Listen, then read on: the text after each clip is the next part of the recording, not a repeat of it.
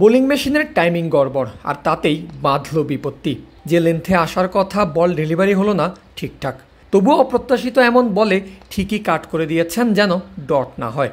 তবে এরপরই তাড়াহুড়ো করতে গিয়ে করা এমন ভুলের জন্য নাইম ক্ষোভ প্রকাশ করেছেন বোলিং মেশিন অপারেটরের ওপর।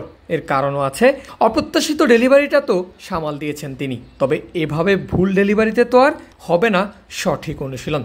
যদিও নেট সেশন শেষ করে ফেরার সময় ঠিকই অপারেটরকে বুকে জড়িয়ে বড় মনের পরিচয়টাও দিয়েছেন নাইম শেখ।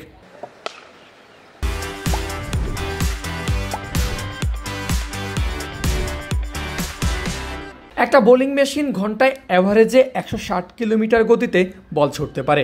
মেশিন থেকে নাইমের উদ্দেশ্যে ছোড়া সেই বল গিয়ে পড়েছে স্ল্যাপের ওপর, যাতে আরও বাড়ছে বলের গতি। আর এমন গতিময় সব বলকেই একের পর এক বাউন্ডারি ছাড়া করছেন নাইম শেখ। যেটা ঠিকঠাক টাইমিং করতে পারছেন না, সেটাতে নিজের ওপরই প্রকাশ পাচ্ছে স্পষ্ট অসন্তোষ।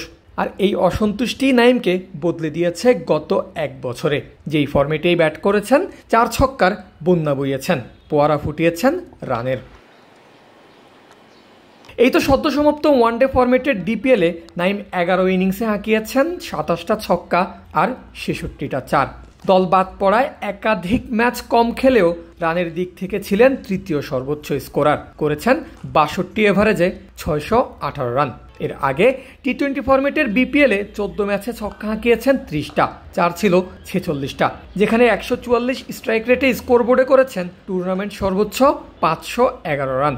এখানেই শেষ না, এর আগে গত বছরের ডিসেম্বরে হওয়া এনসিএল টি-20তেও সর্বোচ্চ রান সংগ্রাহকের নামটা নাইম শেখই।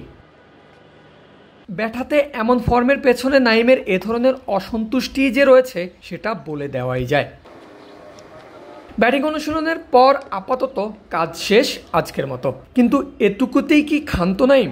মোটেও না। ড্রেসিং রুম থেকে লক্ষ্য করেছেন মাঠের এক কোনায় উইকেট কিপিং অনুশীলনটা সারছেন নুরুল হাসান সোহান, আর সেটা দেখে মুহূর্তেই ছুটে এসেছেন ড্রেসিং রুম ছেড়ে। দাঁড়িয়ে পড়েছেন সোহানের পাশে ফার্স্ট স্লিপ পজিশনে, শুরু করেছেন ক্যাচ প্র্যাকটিস। লম্বা সময় কাটিয়েছেন এখানে, তালুবন্দি করেছেন চমৎকার কিছু ক্যাচ। এমন ডেডিকেশনের ফল মাঠে ভালোভাবেই পাচ্ছেন নাইম শেখ। লম্বা সময় ধরেই জাতীয় দলের বাইরে আছেন, তবে ঘরোয়া ক্রিকেটে আলো ছড়িয়ে এবার জায়গা করে নিয়েছেন বাংলাদেশ এ দলের স্কোয়াডে। নিউজিল্যান্ডের এ দলের বিপক্ষে চলমান এই ফর্মটা ধরে রাখতে পারলেই যে লাল সবুজের জার্সিতে প্রত্যাবর্তনটা খুব দূরে না, সেটা নিশ্চয়ই ভালো করে জানেন এই ওপেনিং ব্যাটার। আবু রায়হানের ক্যামেরায় সিলেট থেকে পারভেজ আল হাসান, ক্রিক ফ্রেন্জি।